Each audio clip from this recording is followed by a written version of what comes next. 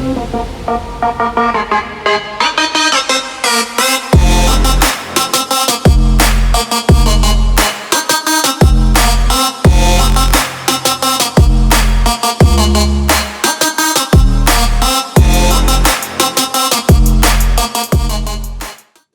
at the Airwaves starts now. All right, what's up, guys? I got a special guest here today, Miranda Maverik. She's a female UFC fighter. She just had her debut last week. Let's welcome her on the show, guys. She's back. All right. Hey, what's up, Miranda? How's it going? Good, thanks. Awesome. So I took a minute and I did some background check on you. So first off, wow, like that was a win in spectacular fashion. She fought October 24th. Is that correct? October 24th for the UFC, her UFC debut, and I'm just gonna show the clip. Like this was a oh my god, vicious elbow. I watched the whole fight. This went one round. Now she set this up. This was awesome. This was before I show, like, was this something that, like, you guys I obviously planned and saw this in the film or whatever? Props to your coaches. Props to you for implementing it in the fight. And, like, man, I just want to show it. I just want to show it, and then we'll get back to some questions.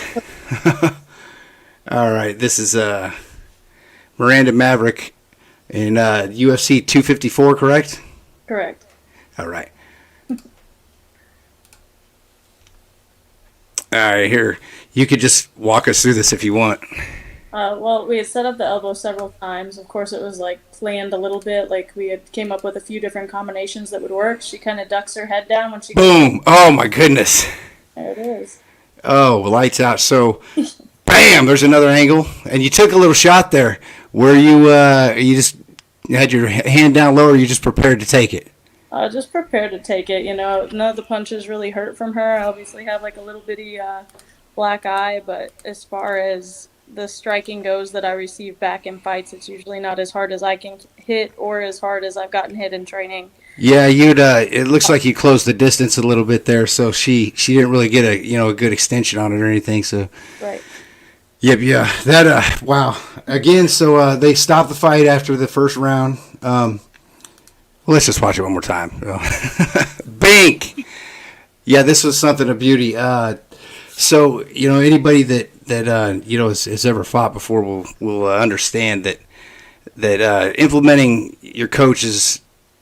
Let me get this off of here. Implementing a plan, putting it together, and then actually implementing it in a fight is not an easy thing to do. No, it's really not. But we've planned it several times, and I try to take that as one of my best things. One of my strengths going into fights is that I'm pretty coachable. I listen really well in fights.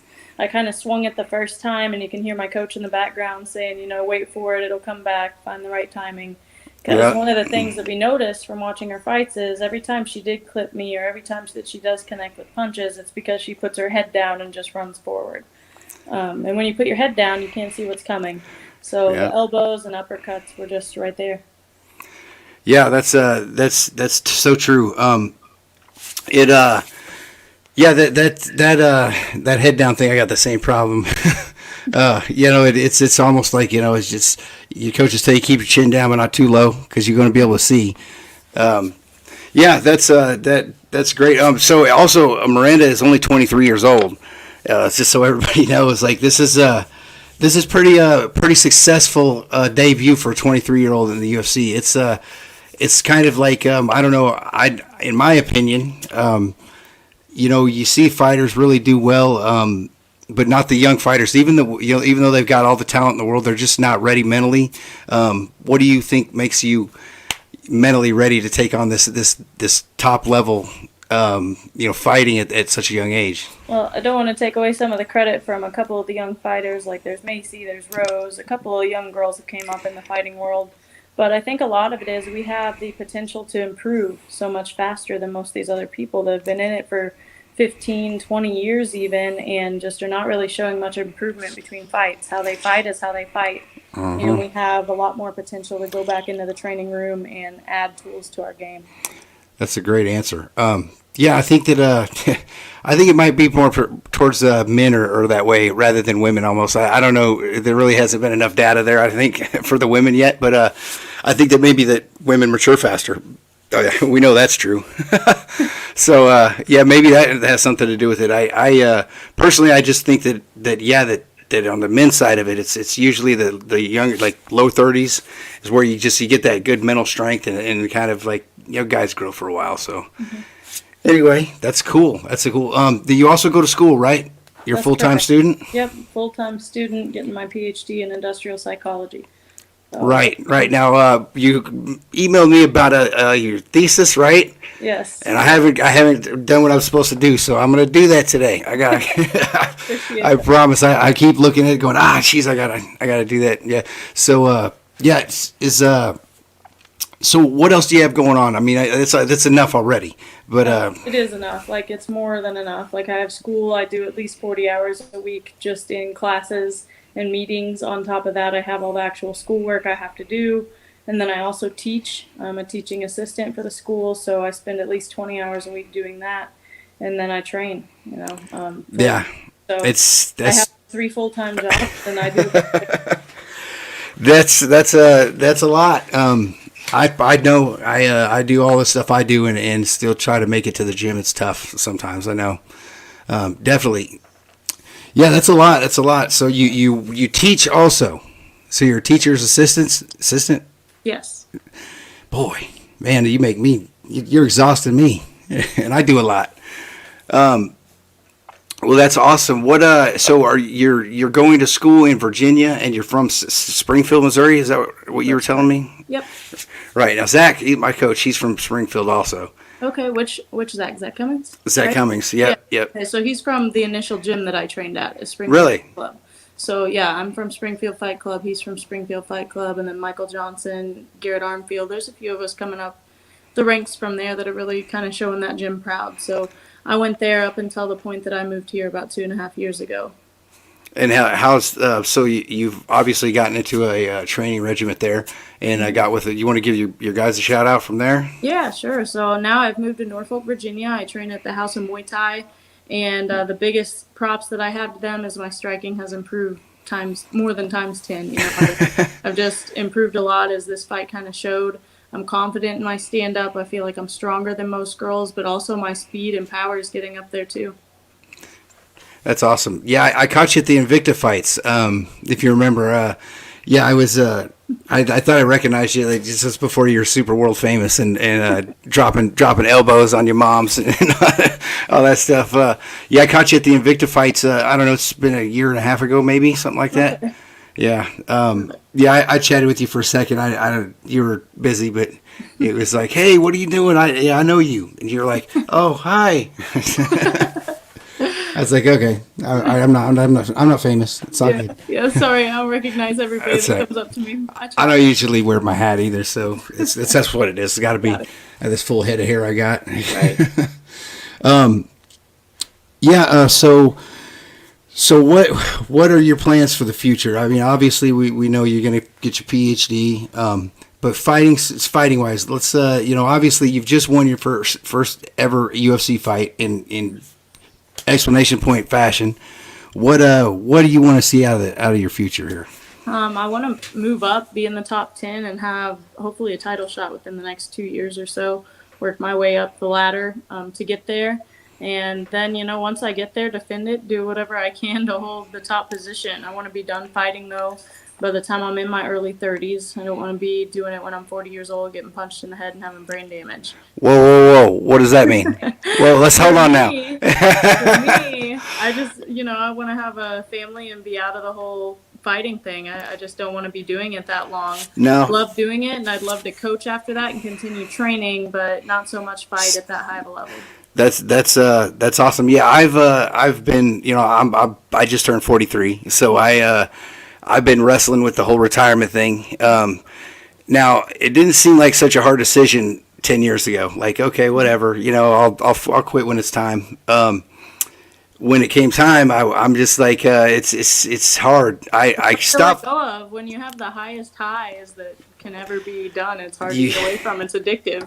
What else is there? I mean, like, I'm thinking to myself, what? Okay, coaching, yeah. I just, and Zach, he's basically wanting to kind of integrate me into some part of the management or coaching part of the business, and I think that's awesome, and I'm definitely I'm all on board with it. But at the same time, it's not something that I'm not taking it easily. Like, I've been asked to retire several times. Not asked. This is my family, the people that are close to me, my wife, saying that, hey, I mean, how long are you going to do this? Even, my mom, she's just like, she didn't come to any of my fights. I fought. This will be my 60th fight coming up that I'm going to take. So this will be 60 fights in, and I quit for a couple years when I was in my early 30s, and like just the sense of, I came back to it because like I had my kids. I had 3 kids in a matter of 5 years. Like I was trying to do what was right and be a good dad and all that stuff, but I was drawn back to it. And then now it's like I don't want to let go. Like, I don't know. It just like you said, it's the highest of highs, and there's just I don't see me finding anything that's going to come close to that. So yeah, I understand. I try not to attach everything to one aspect of my life to where that's not a problem in the future. And I think that's part of the reason I'm going for the education and things of that sort. Like, I try to think of fighting as a means to an end, even though that's like my dream, my goals is to be world champion and stuff. Mm-hmm. It's not just to do that. It's to go on and buy property, invest in things, make something for my future. My future isn't just that fighting, Right. I mean, we have to, anything that we want to do takes money in today's society. So, I'm not a huge fan of money, but it is a resource to get what you want to do done in this world. So, you got to conform to whatever society, puts in place. And at this time right now, it's a monetary system. So we've got to go out and make money and use it to get things we want. And that be even fighting, you got to be able to go to a gym. You got to be able to, pay the fees at the gym. You got to be able to, get to work, all that stuff. So it's just, round and round we go. But it is like, when you look at it as just like on the whole scale, and this is a broad scale of just looking at it like a person, a human being that's a fighter who just happens to fight, and he's getting to his middle aged. It's tough. It's tough. I don't know. I don't know. Can't really find the words that I'm looking for here, but it's something that me and Zach have been talking about. We've been trying to get some kind of a plan together to shift it over into retirement. I love what you said about, just basically you've got a plan, but this isn't like the whole thing. This isn't all I've got. This is like, so that's probably something I should have thought of it. I mean, I got a career and all that stuff too. It's I just still, it's just tough, man. It's tough. It's like you don't want to accept getting old. I think it's more along the lines. I don't even really remember what I fight for anymore. It's just because of I guess habit. But yeah, I don't know. You got to break that habit. Yeah, it can be hard. Yeah. Like, I know just times I've had injuries or whatever else, it's been pretty devastating just because it's something I wanted to do and haven't been able to. Yeah, that's I haven't been in the gym since my last fight also because of an injury, and I'm going stir crazy. So I started up a podcast. So thanks for coming on, by the way. This is my like burning energy here on this podcast, and it actually took off pretty good. We're doing pretty good actually. It was great. So yeah, I actually had a website come up to me and asked me to start streaming it to them. So that's probably going to be implemented in the next couple of weeks. Right. So it'll eventually be. So we're already growing. So that's good. Happy for you. Right on. Back to you. This is about you, not me. Is there anything else like you want to talk about or anything you need still need help with your thesis?